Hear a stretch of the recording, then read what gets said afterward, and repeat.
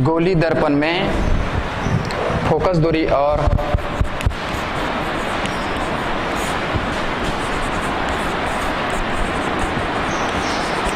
वक्रता त्रिज्या में संबंध।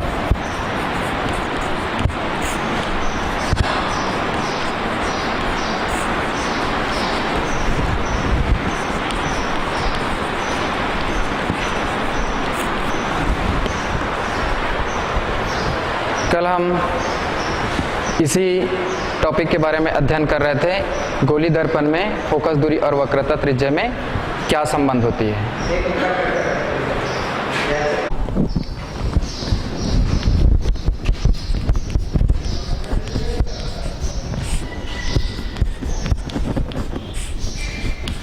गोली दर्पण में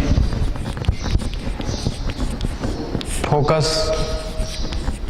दूरी और वक्रता त्रिज्या में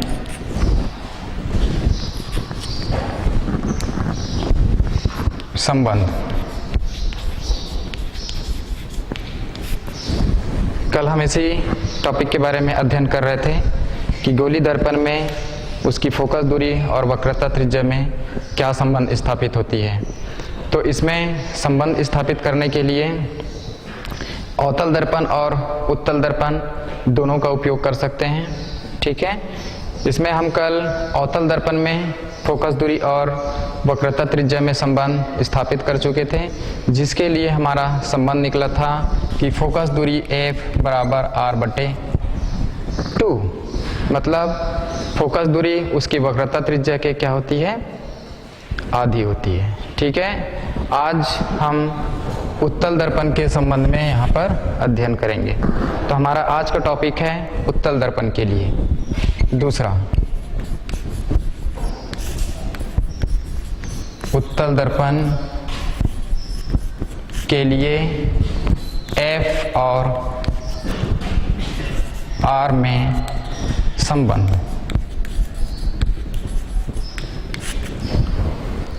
इसके लिए हम उत्तल दर्पण का एक चित्र बनाते हैं।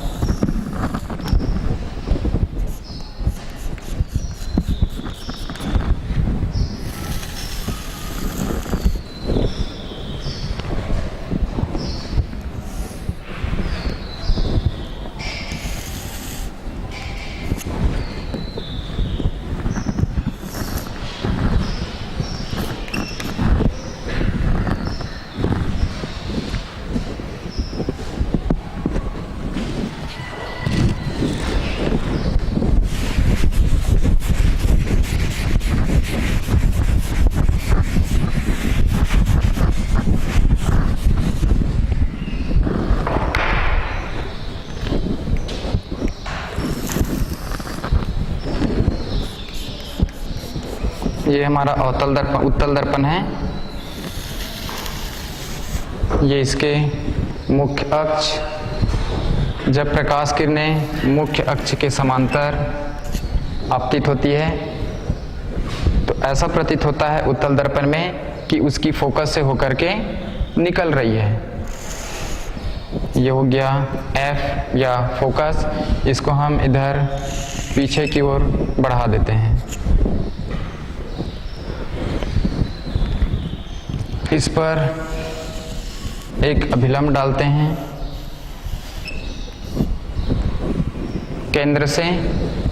इस बिंदु को हम ले सकते हैं B, ये हो गया A। यहाँ पर हम ले सकते हैं N और इसको हम ले सकते हैं M। ये दर्पण की ध्रुव है P, इसको हम कहते हैं मुख्य अक्ष। तो यहाँ पर उत्तल दर्पण के लिए चित्र यहाँ पे दिखाई जा रही है, जिसमें A, B प्रकाश किरण मुख्य अक्ष के समांतर आपतित हो रही है। दर्पण से टकराने के फलस्वरूप किरणें इस दिशा पे B N दिशा पे वापस लौट जाती है। इसको यदि हम पीछे की ओर बढ़ाएं तो ऐसा प्रतीत होता है कि वह फोकस से होकर के आ रही है। M, B इस पर लंब डाला गया है। तो इस तरीके से यहाँ पर जो बनने वाली कोण है अभिलंब के साथ कोण I बनती है जिसको हम आपतन कोण कहते हैं, और जो परावर्तित किरणें हैं उसके साथ अभिलंब और परावर्तित किरणें के बीच में जो कोण बनाते हैं उसको हम कहते हैं परावर्तन कोण। तो आपतन कोण, परावर्तन कोण, इसके संगत यहाँ पर भी परावर्तन कोण हो जाएगी और ये हो जाएगा आपतन कोण I। ठीक, तो इस चित्र में हम देख रहे हैं कि चित्र के अनुसार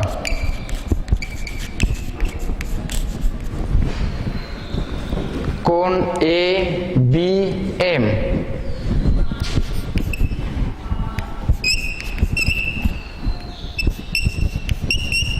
बराबर है कोण MBN, अर्थात ये आपतन कोण है और ये परावर्तन कोण है। दोनों आपस में सदैव बराबर होती है। यहाँ पर हम लिख सकते हैं परावर्तन के नियम से, परावर्तन के नियम से।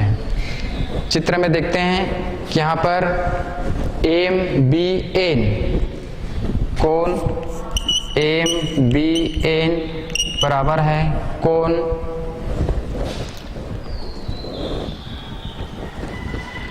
CBF, कोण CBF। ये कोण और ये कोण दोनों संगत कोण हैं, तो यहाँ पर हम लिख सकते हैं, इसको हम सम्मुख कोण कहेंगे। सम्मुख कोण की परिभाषा से कोण ABM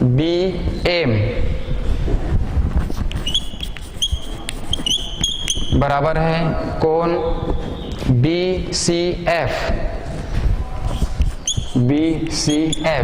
इसको हम ले सकते हैं संगत कोण, संगत कोण की परिभाषा से। तो इस तरीक़ा से इसमें चित्र को यहाँ पर एक्सप्लेन कर रहे हैं। आगे हम देखेंगे जब ये दोनों कोण आपस में बराबर होती है, इस चित्र को उपयोग करते हैं त्रिभुज BCF में। त्रिभुज BCF में कोण CBF बराबर कोण BCF, अर्थात जब ये दो कोण बराबर है तो उनके संगत भुजा भी आपस में बराबर होगी। तो यहाँ पर लिखेंगे FC इक्वल टू BF, या इसको हम लिख सकते हैं FC इक्वल टू PF। इस चित्र में देखिए, यदि ये भुजा बराबर है तो ये भुजा भी आपस में क्या होगी, बराबर होगी। मतलब FC के बराबर क्या होगा, BF होगा। ठीक है, पुनः देखिए इसमें, चूंकि यहां से यहां तक की डिस्टेंस देखें तो ये FC PF के क्या होगी, बराबर होगी। कब, जब दर्पण का द्वारक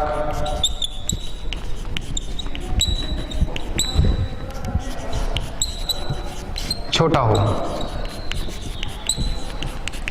उस स्थिति में हम क्या कर सकते हैं कि FC को हम PF लिख सकते हैं। तो यहाँ पर BF, PC और PF तीनों आपस में क्या है, बराबर दिख रही है। आगे हम देखेंगे PC बराबर PC, ये जो दूरी है इन दोनों दूरियों के योग के बराबर है, अर्थात हम इसको लिख सकते हैं PC बराबर PF प्लस PC।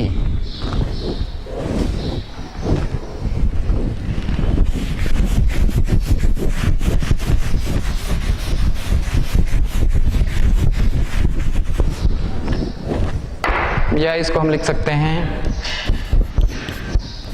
PC बराबर PF प्लस PC किसके बराबर है, PF के बराबर, अर्थात यहां पर क्या हो जाएगी PF, या PC बराबर पी एफ दोनों को जोड़ेंगे तो ये हो जाएगी 2pf के बराबर, या इसको हम लिखेंगे PC equal to 2pf। pf मतलब ध्रुव से फोकस की दूरी, जिसको हम लिख सकते हैं 2f लिख सकते हैं, या इसको हम लिखेंगे PC दर्पण से केंद्र की दूरी, जिसको हम कहते हैं वक्रता केंद्र, और इसको r से प्रदर्शित की जाती है, तो ये लिख सकते हैं r इक्वल टू 2f। यहाँ पर लिखेंगे चूंकि pf बराबर f दर्पण की फोकस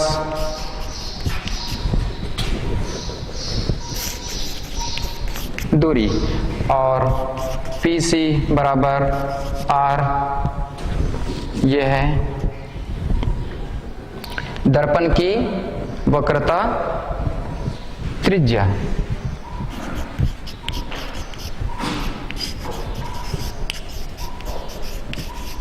वक्रता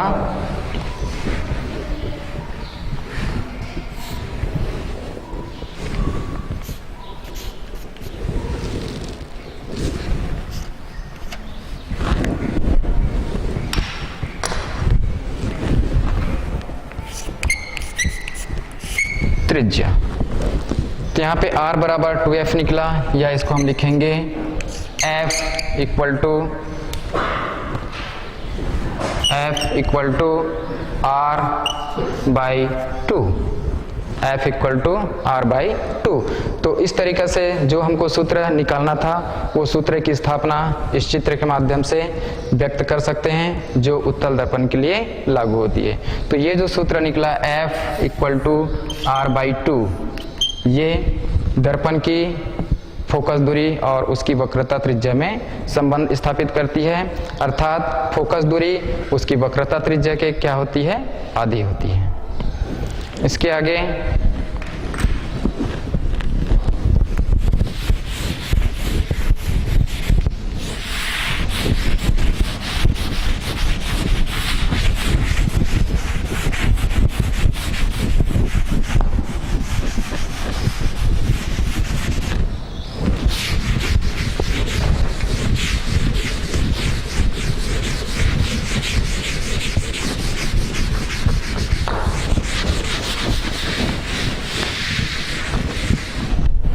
दर्पण में हम चिन्ह प्रपाटी का उपयोग किस तरीके से करेंगे।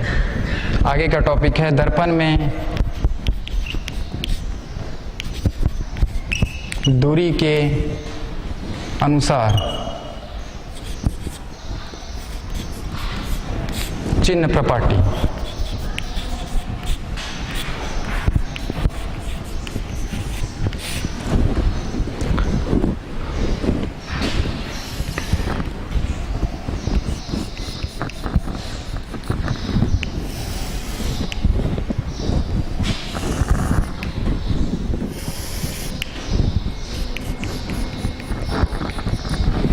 ये हमारे पास चित्र में दो दर्पण दिखाई दे रही है, जिसमें पहले वाला है अवतल दर्पण और दूसरी वाली है उत्तल दर्पण।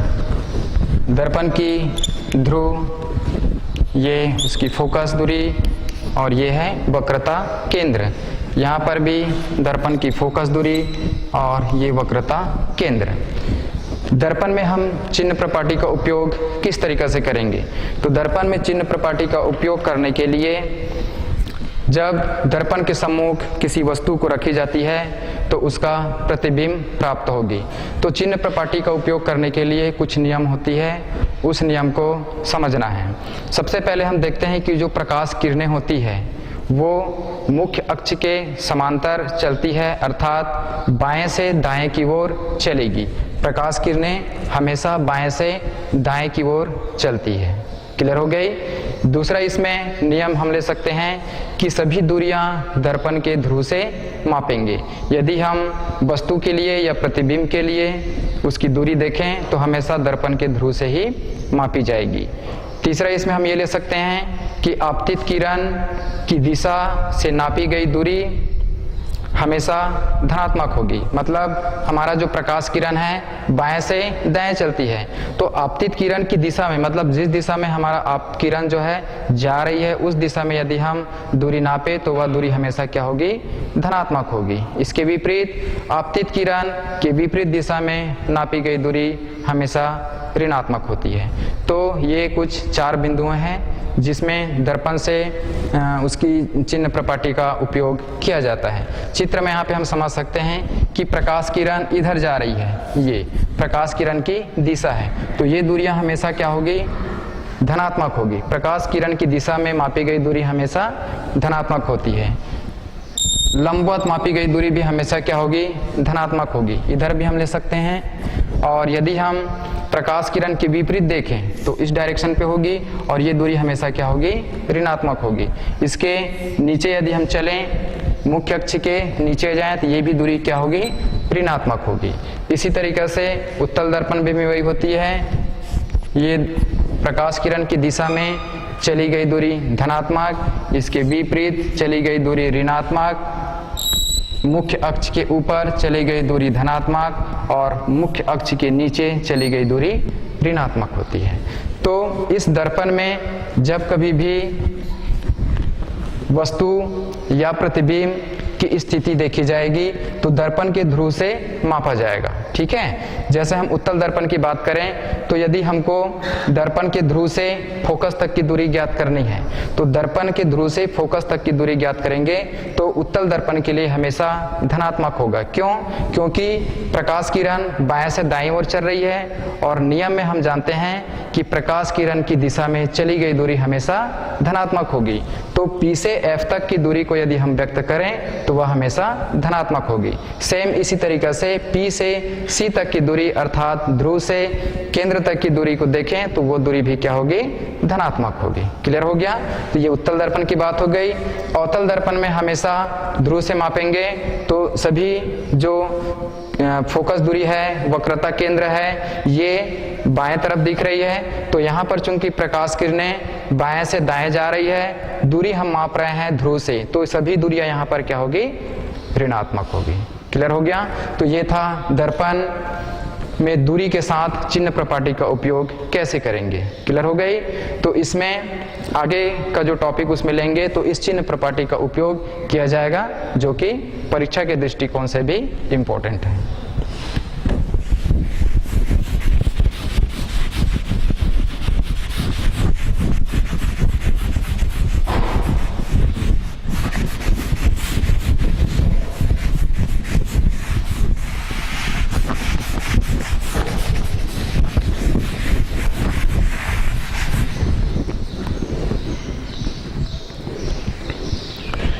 अब यहाँ पर चिन्ह प्रपाटी पढ़ने के बाद आगे का टॉपिक लेते हैं। दर्पण, जो गोली दर्पण पढ़ रहे हैं उसमें 2 दर्पण है, एक अवतल दर्पण और दूसरा उत्तल दर्पण। अवतल दर्पण और उत्तल दर्पण दोनों के लिए U, V और F। U का मतलब होती है वस्तु की स्थिति, V का मतलब होता है प्रतिबिंब की स्थिति और F का मतलब होता है दर्पण की फोकस दूरी। इसमें क्या संबंध स्थापित होगी, इसके लिए क्या सूत्र निकलेगा उत्तल दर्पण के लिए और अवतल दर्पण के लिए, दोनों के लिए यहाँ पर सूत्र स्थापित करते हैं। तो हम टॉपिक लेते हैं U, V और F में संबंध। सबसे पहले हम ले लेते हैं अवतल दर्पण के लिए।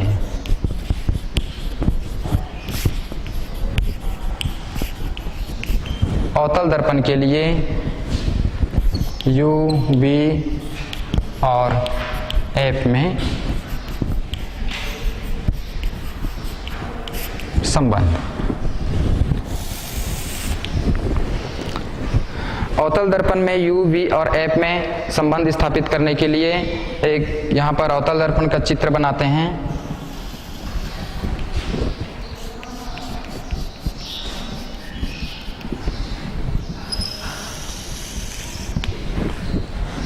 दर्पण के सम्मुख वस्तु रखी गई है A, B।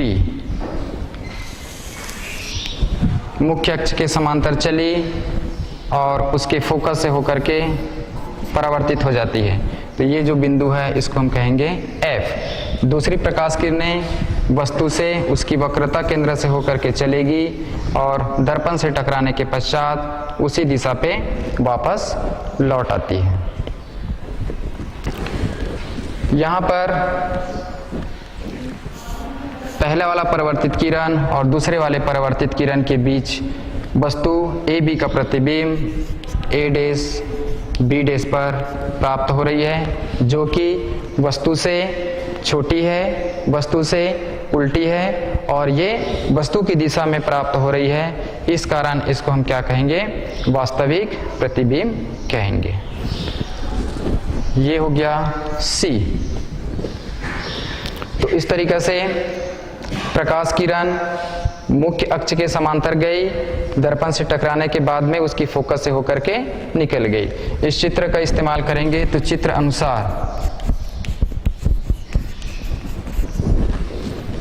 ये दर्पण की ध्रुव है। दर्पण की ध्रुव से वस्तु की दूरी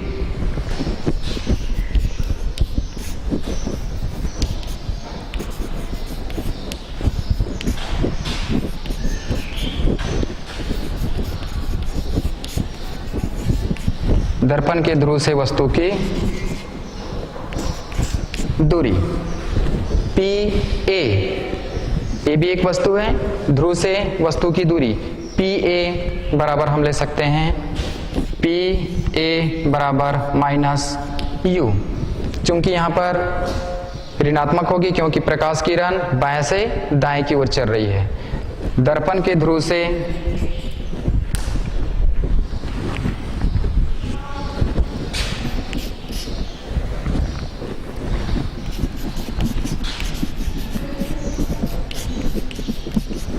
प्रतिबिंब की दूरी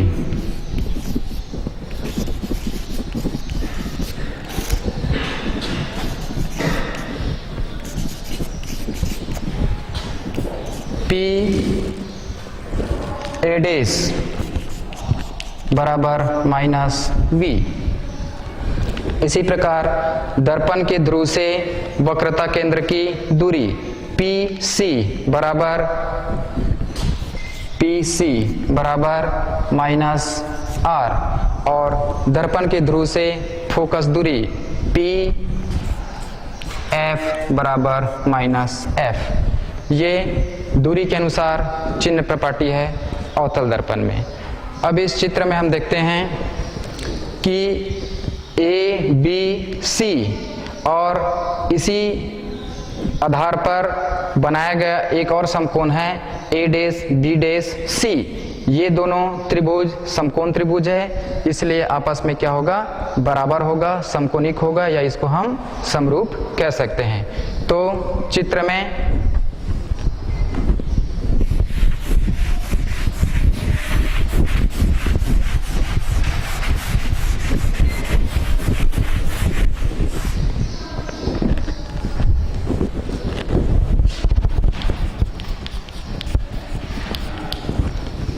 त्रिभुज ABC और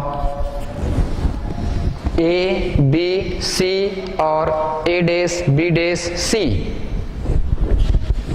A dash B dash C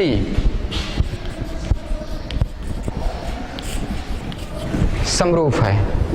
अतः या इसलिए AB बटे A डैश B डैश संगत भुजाओं का अनुपात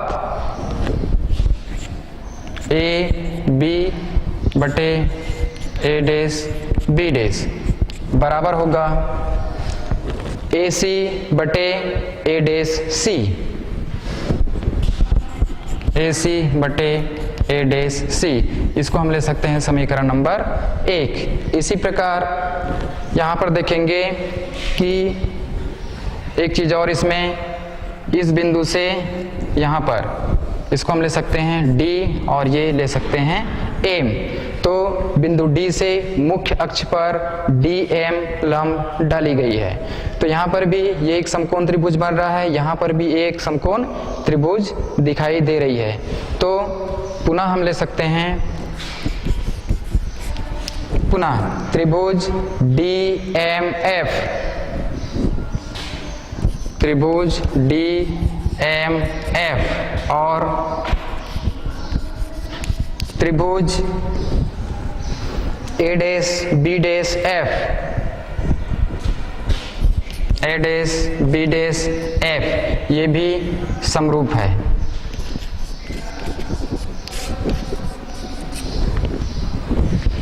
यहाँ पर भी हम ले सकते हैं संगत भुजाओं का अनुपात अर्थात DM अनुपात A'B'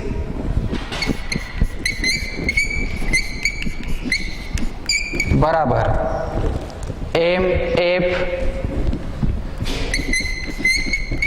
बटे यहाँ पर हो जाएगी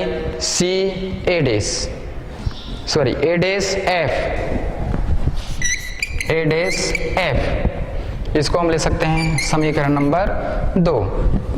चित्र में हम देख रहे हैं कि जो DM है उसकी लंबाई वस्तु यहाँ पर जो रखी गई है AB,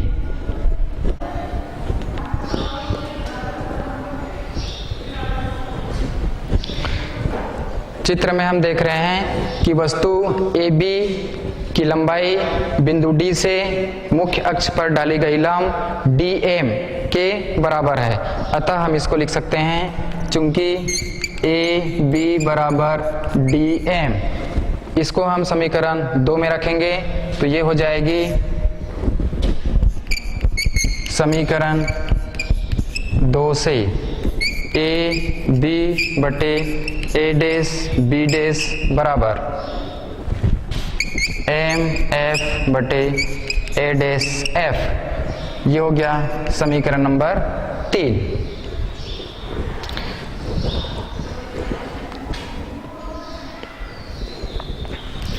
चूंकि यदि बिंदु D बिंदु P के समीप हो, यदि D बिंदु P के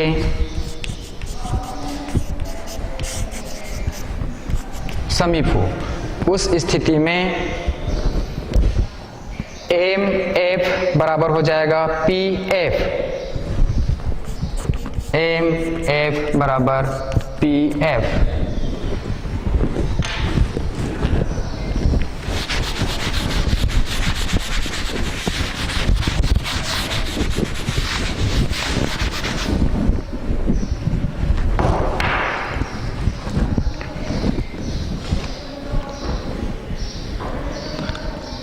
समीकरण 1 और समीकरण 3 से, समीकरण 1 और समीकरण 3 से। समीकरण 1 में देखेंगे AB बटे A'B' है, समीकरण 3 में भी देखेंगे AB बटे A'B' है।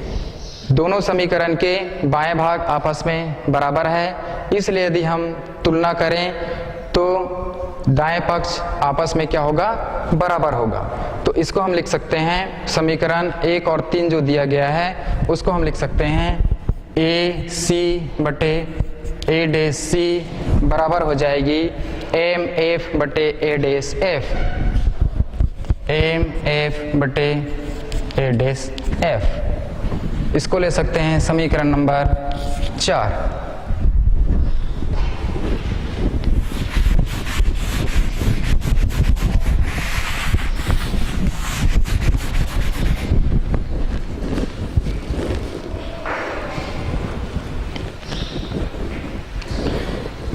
यहाँ पे दिख रही है MF बराबर PF है, तो MF की जगह में हम क्या लिख सकते हैं, PF लिख सकते हैं, या AC बटे A' बराबर PF बटे A', यहाँ पे लिखेंगे चूंकि MF बराबर PF। समीकरण नंबर 5।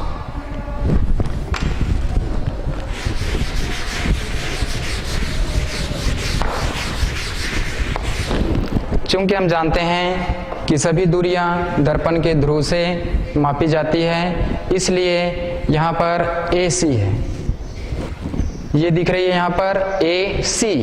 चूंकि दूरी ध्रुव से मापेंगे तो AC की लंबाई क्या होगी, स्वाभाविक है यहाँ पर दिख रही है। AC का मान निकालना चाहें तो PA में PC को घटा देंगे तो AC निकल जाएगी। तो यहाँ पर AC बराबर क्या रखेंगे, PA माइनस PC बटे A C, इसका मान निकल जाएगा PC माइनस PA डैश। ठीक इसी प्रकार PF बटे A डैश F निकालना है, A डैश F, तो ये क्या हो जाएगा, PA डैश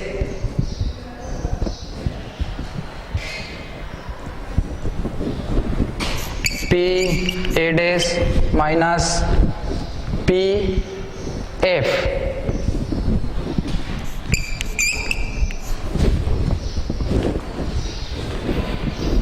अब यहाँ पर चिन्ह प्रपाटी का उपयोग करते हैं। चिन्ह प्रपाटी के अनुसार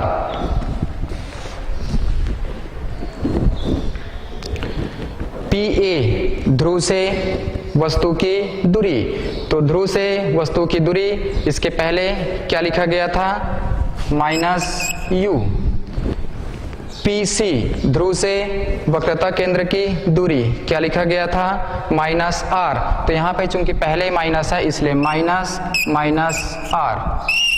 बटे PC दर्पण के ध्रुव से केंद्र की दूरी क्या हो जाएगी, -r, यहाँ माइनस चिन्ह है, PA डैश दर्पण के ध्रुव से प्रतिबिंब की दूरी क्या लेंगे, -b। ठीक इसी तरीके से PF दर्पण के ध्रुव से फोकस दूरी है, तो ये हो जाएगा -f बटे PA डैश दर्पण के ध्रुव से प्रतिबिंब की दूरी -v माइनस PF दर्पण के ध्रुव से फोकस दूरी -f। इस समीकरण को तिर्यक गुना कर लेते हैं।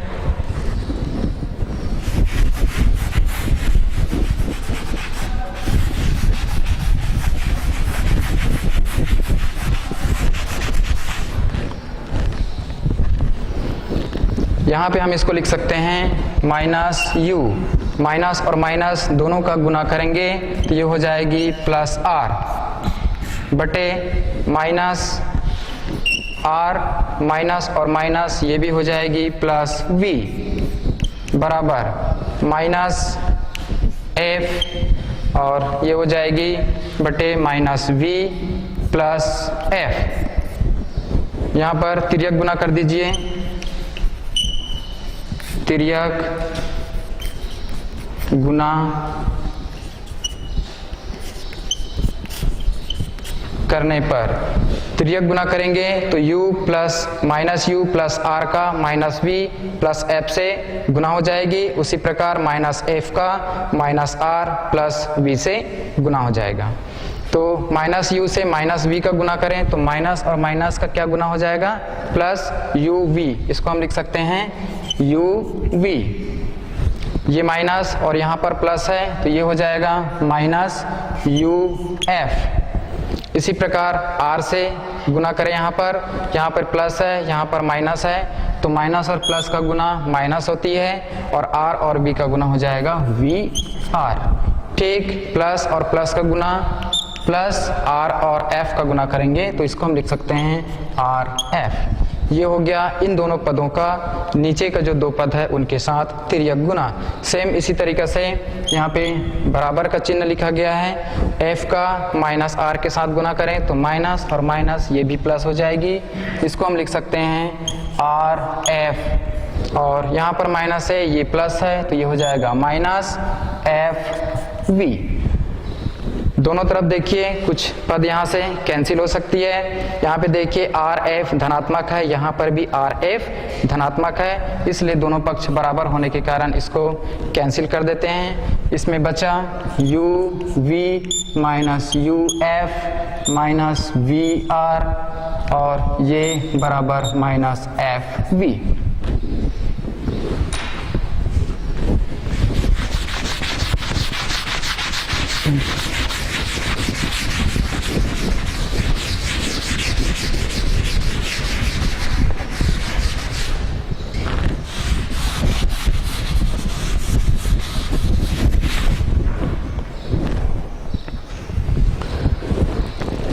इसको हम लिखेंगे या यू वी पक्षांतर करके लिखते हैं बराबर, जब पक्षांतर किया जाता है तो जो ऋणात्मक पद होती है दूसरे तरफ जाने के बाद धनात्मक हो जाता है और जो धनात्मक पद होती है दूसरे तरफ आने के बाद में ऋणात्मक हो जाती है। तो यहाँ पर हम ले रहे हैं यू वी बराबर, ये दोनों ऋणात्मक है, दाएं तरफ जाएगी तो धनात्मक हो जाएगा, अर्थात इसको लिख सकते हैं u F plus v r. और इसको यदि हम इधर पक्षांतर करके लाएं तो धनात्मक होगा, फिर यदि हम दाएं तरफ ले जाएं तो ऋणात्मक होगा, मतलब इसको लिखेंगे माइनस एफ वी या u we equal to U F plus v, और चूंकि हम जानते हैं f equal to r by 2 या इसको लिख सकते हैं r इक्वल टू 2f। तो यहाँ पर r के जगह में हम क्या लिखेंगे 2f लिखेंगे, ये हो गया 2f माइनस fv। इस समीकरण को यदि हम सीक्वेंस में और जमा के लिखें तो लिख सकते हैं U we equal to U F plus 2एफ V minus F V. 2fv minus F V घट जाएगी तो बचेगा यहाँ पर U we equal to U F plus F V. इस समीकरण में दोनों पक्ष में u v f से भाग देंगे, दोनों पक्षों में u v f से भाग देने पर तो ये हो जाएगा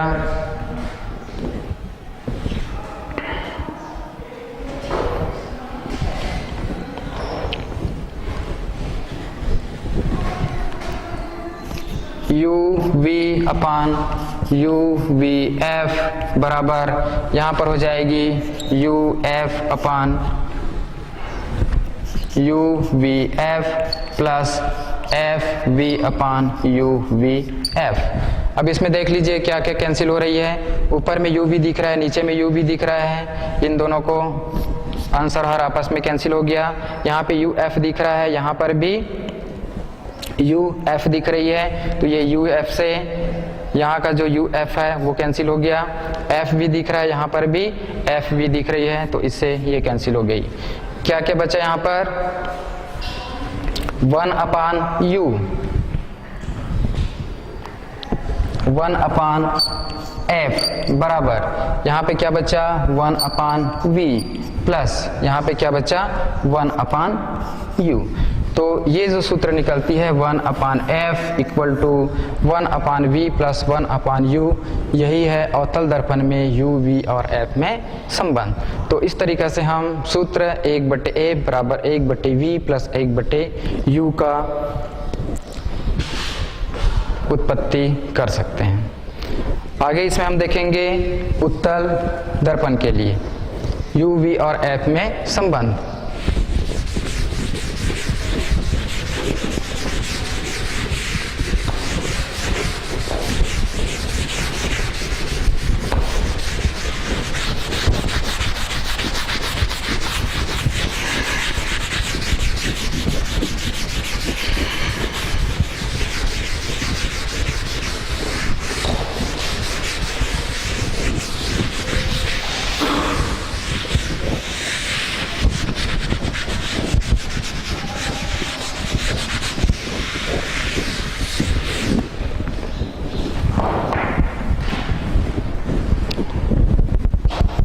दूसरा है उत्तल दर्पण में U, V और F में संबंध। इसके लिए भी चित्र लेते हैं।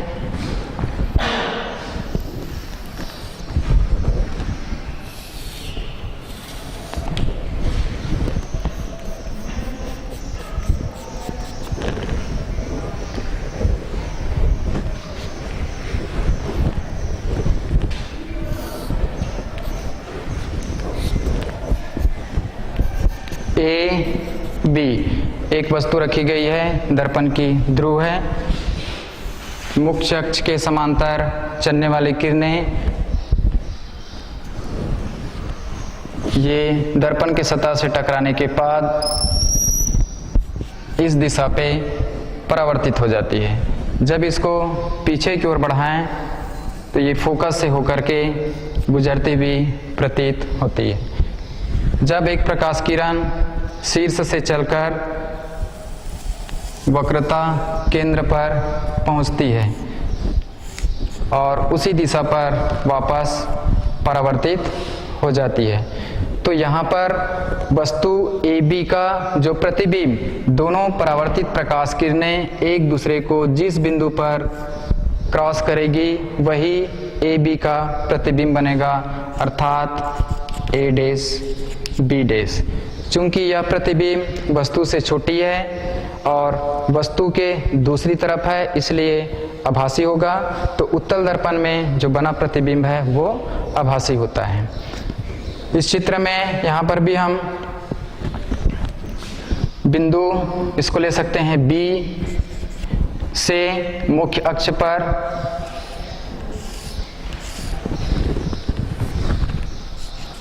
एक लंब डाला जिसको हम B M और ये है उसका ध्रुव P।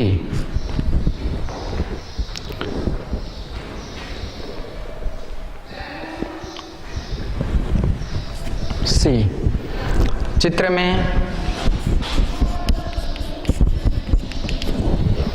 यहाँ पर भी चिन्ह प्रॉपर्टी के लिए देख सकते हैं कि दर्पण के ध्रुव से फोकस दूरी, दर्पण के ध्रुव से वक्रता केंद्र की दूरी और दर्पण के ध्रुव से प्रतिबिंब की दूरी, दर्पण के ध्रुव से वस्तु की दूरी। तो चित्र में हम देखेंगे कि PA बराबर PB लिख सकते हैं इसको, PB बराबर माइनस U, PB डैश बराबर V। अब यहाँ पे धनात्मक है क्योंकि प्रकाश किरण की दिशा में चल रहे हैं। PB बराबर माइनस U, PB डैश बराबर V, PF बराबर F दर्पण की फोकस दूरी और PC बराबर R दर्पण के ध्रुव से वक्रता केंद्र की दूरी, PC बराबर R होती है। चित्र में देखिए कि ABC एक बड़ा सा यहाँ पर समकोण त्रिभुज दिखाई दे रही है। ठीक इसी प्रकार A dash B dash C ये भी छोटी सी यहाँ पे समकोण त्रिभुज दिखाई दे रही है। तो ABC ये वाला त्रिभुज और A dash B dash C ये वाला त्रिभुज दोनों आपस में समरूप है या समकोण है। तो लेंगे यहाँ पर चित्र में त्रिभुज ABC और त्रिभुज A dash B dash C समकोण है। ABC A dash B dash C समकोण है, तो यहाँ पर हम ले सकते हैं AB बटे A डैश B डैश, संगत भुजाओं का अनुपात आपस में बराबर होती है। तो BC बटे B dash C, B dash C समीकरण नंबर 1। ठीक इसी प्रकार चूंकि बिंदु B से मुख्य अक्ष पर BM लंब खींची गई है तो BMF और A'B'F ये भी समरूप दिख रही है। इसी प्रकार त्रिभुज BMF और त्रिभुज A'B'F ये भी समकोण है। संगत भुजाओं का अनुपात क्या हो जाएगा यहाँ पर? BM बटे A'B' बराबर MF बटे B'F समीकरण नंबर 2। चूंकि हम जानते हैं कि BM वस्तु के बराबर AB है, इसलिए यहाँ पे रखेंगे चूंकि BM बराबर AB समीकरण 2 से क्या लिखेंगे इसको? AB बटे A'B' बराबर ये हो जाएगा MF बटे B' और F, इसको हम लिख सकते हैं समीकरण नंबर 3।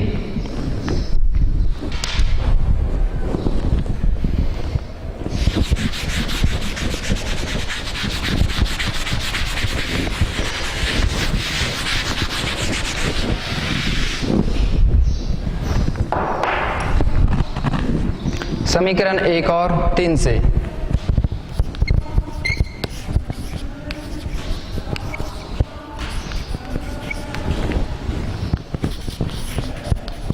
समीकरण 1 और 3 से समीकरण 1 और 3 की तुलना करें तो बायां भाग बराबर दिख रही है, इसलिए दायां पक्ष भी आपस में बराबर होगा। अर्थात इसको हम लिखेंगे BC बटे B'C बराबर MF बटे B'F समीकरण नंबर 4। यदि बिंदु D बिंदु P के समीप हो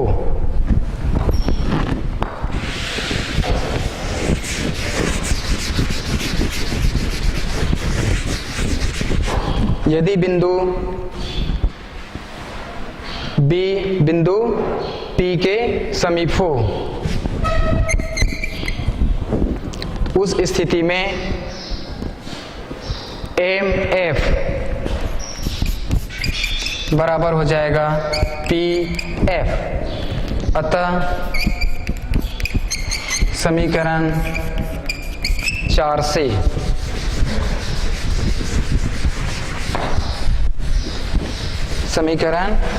से क्या लिखेंगे? BC बटे B'C बराबर MF की जगह में लिखेंगे PF बटे B'F समीकरण नंबर 5। ये समीकरण 5 जो प्राप्त हुआ है, इसमें चिन्ह प्रपाटी का उपयोग करते हुए दर्पण के ध्रुव से वस्तु की स्थिति, दर्पण के ध्रुव से प्रतिबिंब की स्थिति, दर्पण के ध्रुव से फोकस दूरी और दर्पण के ध्रुव से वक्रता केंद्र की दूरी जब इस पर रखेंगे तो जो संबंध अपने को प्राप्त करना है UVF में ये प्राप्त होगी। तो इसके आगे का अगला पीरियड में अध्ययन किया जाएगा। Thank you.